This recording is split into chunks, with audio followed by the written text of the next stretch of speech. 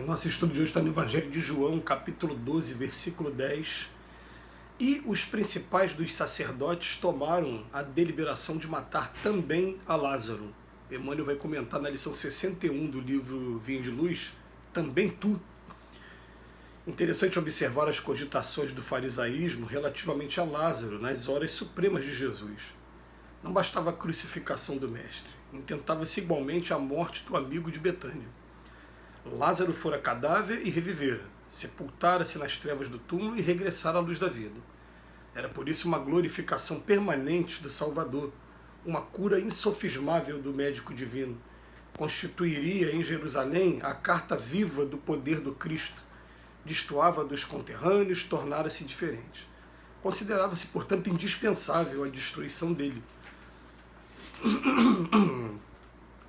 O farisaísmo dos velhos tempos ainda é o mesmo dos dias que passam, apenas com a diferença de que Jerusalém é a civilização inteira. Para ele, o Mestre deve continuar crucificado e todos os Lázaros ressurgirão sentenciados à morte. Qualquer homem renovado em Cristo incomodam. Há participantes do Evangelho que se sentem verdadeiramente ressuscitados, trazidos à claridade da fé, após atravessarem o sepulcro do ódio, do crime e da indiferença. O farisaísmo, entretanto, não lhes tolera a condição de redivivos a demonstrarem a grandeza do Mestre.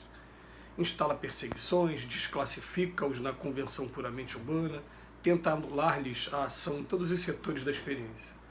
Somente os Lázaros que se unam ao amor de Jesus conseguem vencer o terrível assédio da ignorância. Tem, pois, cuidado contigo mesmo. Se te sentes trazido da sombra para a luz, do mal para o bem, ao sublime influxo do Senhor, recorda que o farisaísmo visível e invisível, obedecendo a impulsos de ordem inferior, ainda está trabalhando contra o valor de tua fé e contra a força do teu ideal. Não bastou a crucificação do Mestre, também tu conhecerás o testemunho. Então é interessante nesse texto, mais uma vez, Emmanuel vem chamar a atenção da dificuldade que tem a gente aqui na Terra quando a gente começa a descobrir o Evangelho de Jesus. É uma coisa interessante, né? Ele vem pegar para a gente o capítulo 12 do Evangelho, que é um capítulo que vem falar da ressurreição de Lázaro. E Lázaro já estava há 4 dias, já estava com cheiro ruim, e quando as irmãs de Lázaro, daquela passagem de Marta e Maria, né, que vão falar com o Mestre fala, peraí, mas Lázaro não está morto, porque ele não estava morto de verdade, ele devia estar em estado de coma. A gente sabe pela ciência que morreu não tem como trazer a vida de volta. Mas tinha vários casos, principalmente de letargia, que as pessoas acreditavam estar mortas. Então Jesus, sabendo daquilo, foi lá e através do seu magnetismo deu a ordem para ele se levantar, abriram a pedra, e ele se levantou e saiu todo enfaixado, né, e voltou para a vida. Aquilo era um testemunho muito grande, né, de uma coisa que normalmente não se faz nem nos dias de hoje. Com tanta frequência assim, né? Hoje a gente sabe que a gente tem os nossos lugares específicos para tratamento de cura, mas esse que é ostensivo para chamar todo mundo para ver, não costuma acontecer, né? com frequência. E aí queriam, inclusive, matar o Lázaro também. É interessante, né, que a gente vê nos dias de hoje, né, às vezes uma pessoa quer se vingar da outra, ela não vai fazer uma coisa assim, somente contra aquela pessoa, ela quer atingir os filhos, ela quer atingir a família. É igual esses espíritos trevosos aí também que ficam, às vezes, vamos botar assim, inspirando esses diretores de desenhos animados. A gente vê na década de 80, na década de 70, né, os desenhos tinham a intenção de destruir o planeta. Agora já estão querendo destruir o universo. Né, parece que estão sempre querendo mais, né, sempre querendo mais. Aquela falta de medida ainda da lei de Moisés, né, de olho por olho, dente por dente. Então o que acontece? O Emmanuel vem pegar esse texto e vem mostrar para a gente, olha, é exatamente isso que acontece nos dias de hoje, principalmente com aqueles casos que são muito, né, tem um choque muito grande. Então o que acontece? Ele vem falar para a gente, né, uma pessoa que antes estava vivendo a vida completamente material e de repente desperta para a vida espiritual. Uma pessoa que de repente viveu no crime. Então as pessoas de longe olham e falam, ei, peraí, ele era isso tudo e agora está querendo dizer que é cristão, né? E as pessoas olham com uma certa ressalva, e é claro, a gente não vai condenar aqui também, porque a gente sabe que isso é normal em todo ser humano mesmo. Até mesmo, né, Jesus falava que haverá falsos cristos e falsos profetas, que várias ovelhas disfarçadas de bode, né, usava esses termos aí para poder entender na época. E o que acontece ou melhor, ao contrário, né, bode disfarçado de ovelha. Então o que acontece? Realmente a pessoa tem que ter mesmo um certo cuidado com isso. Mas o que ele está falando aqui é com aquela pessoa realmente que sentiu no coração mesmo a diferença quando conheceu agora o Evangelho, que está cansado dessa vida de equívocos, né, e está querendo tomar um caminho diferente mesmo. Então ele bota aqui, ó, o farisaísmo não lhes tolera a condição de redivivos, né, a demonstrar a grandeza do Mestre, instala perseguições, desclassifica-os. E quando ele fala de farisaísmo, ele vem falar assim, farisaísmo visível e invisível. Ele fala no antepenúltimo parágrafo aqui. Tanto espiritual como quem está encarnado aqui também.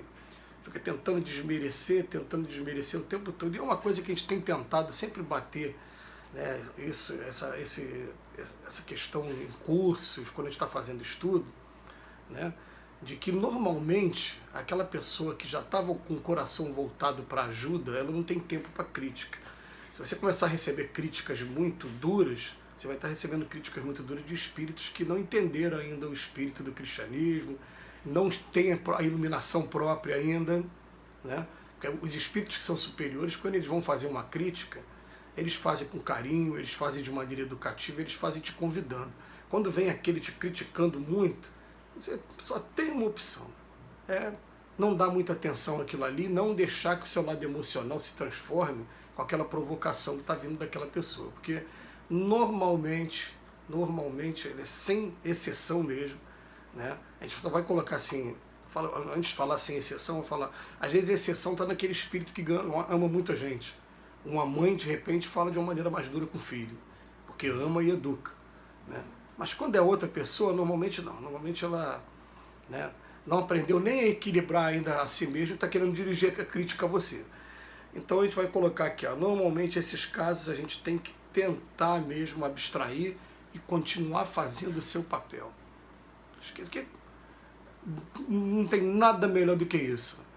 Tapa os ouvidos nesse momento, continua fazendo a sua parte direto. Você vai fazendo, e daqui a pouco as pessoas vão percebendo que, não mudou, né, não é fogo de palha, realmente está trabalhando, daqui a pouco você começa a conquistar a confiança dos espíritos e daqui a pouco você começa a trabalhar realmente. Mas é uma coisa aqui da Terra normal, né? Está todo mundo vivendo pão e circo.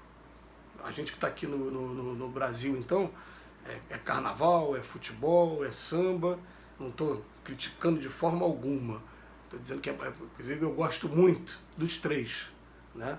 Nunca brinquei carnaval não, mas futebol e samba eu gosto muito.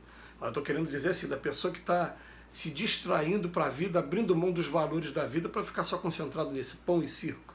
Aí quando você sai um pouquinho do pão e circo, aí aqueles que estão no pão e circo falam, o que é isso? E está começando a virar fanático, e está começando a ir para frente de uma câmera todo dia para gravar 10 minutos com o Emmanuel, e está começando a fazer isso, começando a fazer aquilo, e a gente continua, entra por um ouvido, sai pelo outro, a gente, né, até quando tem consideração, né, a pessoa, você vê que a pessoa está realmente falando para o teu bem, você fala algumas palavras, mas a maioria das vezes a gente se cala, continua fazendo a sua parte. E daqui a pouco vai mostrando até para a pessoa, né, um valor que eu costumo defender também, né? Tem gente que acha que você ser religioso tem que ser chato, desculpa a palavra aqui, né? Mas você pode ser religioso e pode fazer todas essas coisas naturalmente. É só ler o capítulo do Evangelho segundo o Espiritismo que fala o homem do mundo. Posso fazer isso tudo. Então ele vem falar que, se te sentes trazido da sombra para a luz, do mal para o bem, ao sublime influxo do Senhor, recorda que sempre que o farisaísmo, tanto visível e invisível, obedecendo aos impulsos da ordem inferior, ainda está trabalhando contra a tua fé e contra o teu ideal. Não bastou a crucificação do Mestre, ele também vai querer fazer com você igual fez com Lázaro também, né? Então a gente tem que estar pronto para isso e a determinação. E é por isso até que na doutrina espírita tem um estudo muito bonito que fala assim, né, que a caridade somente quando se une com a fé é que ela tem força. Porque a caridade, você pode fazer a caridade de maneira espontânea, de maneira uma vez aqui, outra vez lá, mas a que vai ter mesmo aquele trabalho incessante vai ser através da fé. Que Jesus nos abençoe hoje e sempre.